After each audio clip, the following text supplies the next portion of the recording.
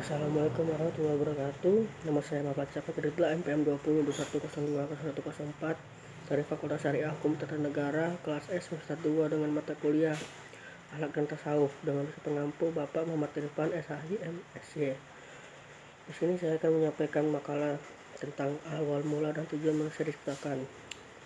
Proses kejadian manusia pertama, yaitu Adam, di dalam Al-Quran dijelaskan bahwa Adam diciptakan oleh Allah dari tanah, kemudian dibentuk oleh Allah dengan bentuk yang sebaik-baiknya. Setelah sempurna, maka oleh Allah ditiupkan ruh padanya, maka dia menjadi hidup. Hal ini ditegaskan oleh Allah di dalam firman-Nya, yaitu walaqad khalaqna insana min salsalim min hama'in masnun.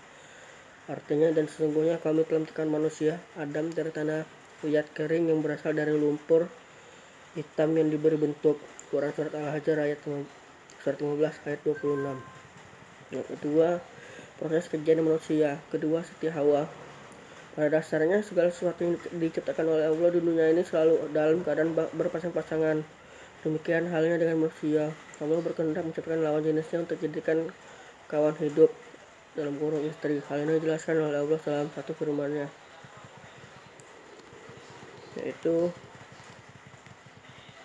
Subhanallazi khalaqal azwaja kullaha mimma tumbitul ardu wa min anfusihim wa mimma la ya'lamun. Adapun proses kejadian manusia kedua ini oleh Allah dijelaskan dalam surat An-Nisa ayat 1, yaitu hai sekalian manusia, bertakwalah kepada Tuhanmu yang telah menciptakan kamu dari seorang diri, daripadanya Allah menciptakan istrinya, dan daripada keduanya Allah memperkembangbiakan laki-laki dan perempuan yang sangat banyak. Apabila kita amati proses kejadian manusia kedua ini, maka secara tak langsung hubungan manusia laki-laki dan perempuan melalui perkawinan adalah usaha untuk menyatukan kembali tulang rusuk yang telah dipisahkan dari tempat semula dalam bentuk yang lain. Dengan perkawinan itu maka akan lahirlah keturunan yang akan meneruskan generasinya. Asal-usul kejadian menurut manusia menurut Al-Quran. Proses kejadian manusia ketiga, semua keturunan Adam dan Hawa adalah asal-usul manusia, yaitu kita diciptakan tidak langsung seperti Nabi Adam alaihissalam dan Siti Hawa. Namun ada beberapa proses yang Allah firmankan dalam Al-Quran. Kejadian manusia ketiga adalah kejadian semua keturunan Adam dan Hawa kecuali Nabi Isa alaihissalam. Dan proses ini di samping dapat ditinjau dari Al-Quran dan Al-Hadis, dapat pula ditinjau secara medis. Di dalam Al-Quran, proses kejadian manusia secara biologis dijelaskan secara terperinci melalai firman-Nya. Dan sesungguhnya kami telah menciptakan manusia itu dari suatu saripati berasal dari tanah. Kemudian kami jadikan saripati itu air mani yang disimpan dalam tempat yang kokoh, rahim.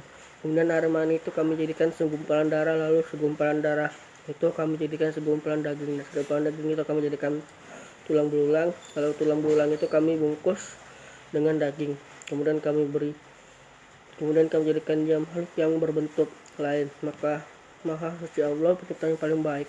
Surat Al-Mu'minun ayat 12-14. Ungkapan ilmiah dari Al-Quran dan hadis 15 abad silam telah menjadi bahan penelitian bagi para ahli biologi untuk memperdalam ilmu tentang organ-organ jasad manusia. Misalnya dimaksud dalam Al-Quran dengan saripati berasal dari tanah. Sebagai substansi dasar kehidupan manusia adalah protein. Sari-sari makanan yang kita makan yang semua berasal dari hidup dari tanah, yang kemudian melalui proses metabolisme yang ada dalam tubuh, diantaranya misalkan hormon, kemudian hasil dari pernikahan, hubungan seksual, maka terjadilah pembauran antara sperma laki-laki dan ovum sperma wanita di dalam rahim, kemudian berproses hingga menunjukkan bentuk manusia yang sempurna seperti dijelaskan dalam ayat di atas. Ibnu Manzur rahimahullah berkata, Al-alaqah adalah binatang kecil yang ada di air yang menghisap darah. Itu makanya alaq, dan berkata juga binatang merah kecil ada di air, terkadang menempel di badan dan menghisap darah. Fairuz Abadi rahimahullah berkata, alaqah adalah binatang kecil yang berada di air yang menghisap darah. Perkataan para ahli tafsir terdahulu semuanya sama dan tidak keluar dari penafsiran ahli bahasa. Adapun sebagian ahli tafsir zaman sekarang telah mencarikan apa yang sesuai dengan penemuan di zaman sekarang. Ibnu Hasyur. Ahli tafsir masa kini berkata, termasuk dari mukjizat Al-Quran tentang keilmuan adalah penamaan jenis fase ini dengan nama alaqah. Itu adalah penamaan yang sangat bagus dan serasi karena telah diteliti bahwa bagian kecil yang terbentuk dari nuthah yaitu alaqah, dia punya daya hisab yang sangat yang kuat yang menghisap darah dari ibu karena dia menempel di urat-urat yang ada di rahim ibu, di mana darah disuplai kepadanya, dan alaqah adalah segumpal darah yang membeku. Para ahli dari barat menggunakan masalah pertumbuhan embrio secara bertahap pada tahun 1940 dan baru dibuktikan pada tahun 1955. Tapi dalam Al-Quran dan hadis yang diturunkan oleh sahabat lalu, hal ini sudah tercantum. Ini sangat mengagumkan bagi salah seorang embriolog terkemuka dari Amerika, yaitu Prof. Dr. Kate Moore. Beliau mengatakan, saya takjub pada keakuratan ilmiah pernyataan Al-Quran yang diturunkan pada abad ke-7 Masehi itu. Selain itu, beliau juga mengatakan dari ungkapan Al-Quran dan hadis banyak mengilhami para ilmuwan sekarang untuk mengetahui perkembangan hidup manusia ini yang diawali dengan sel tunggal, zigot, yang terbentuk ketika ovum dibuahi oleh sperma. Kesemuanya itu belum diketahui oleh Spallanzani sampai dengan eksperimen pada abad ke-15. Sebagai bukti yang konkret dalam penelitian ilmu genetika bahwa selama embrio berada di dalam kandungan ada 3 selubung yang menutupinya, yaitu dinding abdomen, protubu, dinding uterus, rahim, dan lapisan tipis kegelapan di dalam perut, kegelapan di dalam rahim, dan kegelapan dalam selaput yang menutupi atau membungkus anak dalam rahim. Hal ini ternyata sangat cocok dengan apa yang dijelaskan oleh Allah dalam Al-Quran.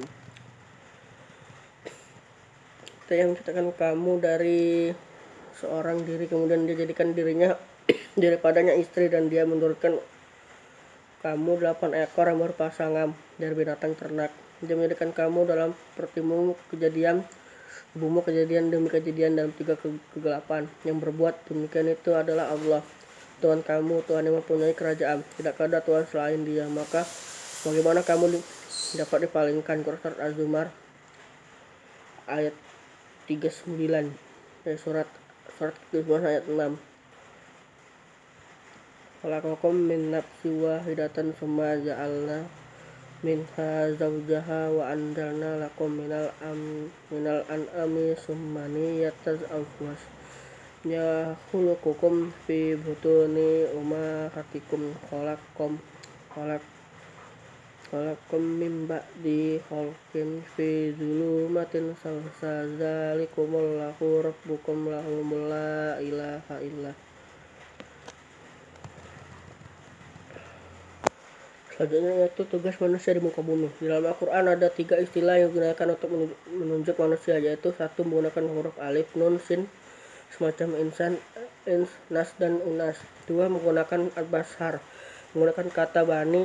Yang ketiga menggunakan kata bani, Adam dan zuriat. Adam sejati kita sudah tahu apa tugas kita di muka bumi ini. Kita bicara oleh Subhanahu wa Ta'ala sebagai abdinya Allah, dan khalifah. 1 manusia sebagai abdillah. Kita hidup dunia ini tidak semata-mata untuk bersenang, berpoya-poya, dan melakukan hal-hal di luar norma yang sudah Allah SWT gariskan. Tidak tahu bahwa nanti kita akan memasuki alam akhirat dan tidak tahu akan ada hari pembalasan. Padahal kita hidup dunia ini yaitu untuk mengabdi atau beribadah kepada Allah SWT sesuai dengan firman-Nya. Quran surat Az-Zariyat ayat 26.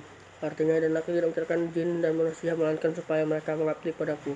Manusia dan jin diperintahkan menyembah Allah SWT, wajib tunduk pada peraturan Allah SWT.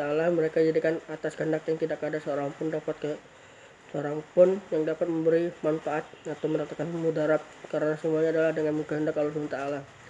Allah SWT berfirman dalam Al-Quran surat At-Taubah ayat 31. Tidaklah mereka itu diperankan untuk menyembah Tuhan yang Esa, tidak ada Tuhan yang berhak disembah selain Dia, maksudnya Allah dan apa yang mereka persekutukan. Dua manusia sebagai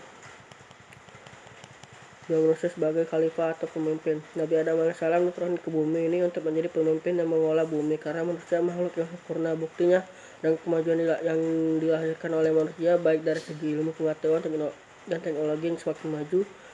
Manusia juga sebagai pemimpin bagaimana mengatur kestabilan kehidupan dunia supaya aman, damai, dan sejahtera. Allah SWT berfirman dalam surat Al-Baqarah ayat 30, yaitu ingatlah ketika Tuhanmu berfirman kepada para malaikat, sesungguhnya aku hendak menjadikan seorang khalifah di muka bumi. Mereka berkata, maka kamu hendak menjadikan khalifah di bumi ini, itu orang yang akan membuat kerusakan kepadanya dan menumpahkan darah, padahal kamu senantiasa bertasbih dengan memuji engkau dan mensucikan engkau. Kamu semua sesungguhnya aku mengetahui apa yang tidak kamu ketahui. Itu saja yang saya sampaikan. Selebihnya ketika ada salah kata, wassalamualaikum warahmatullahi wabarakatuh.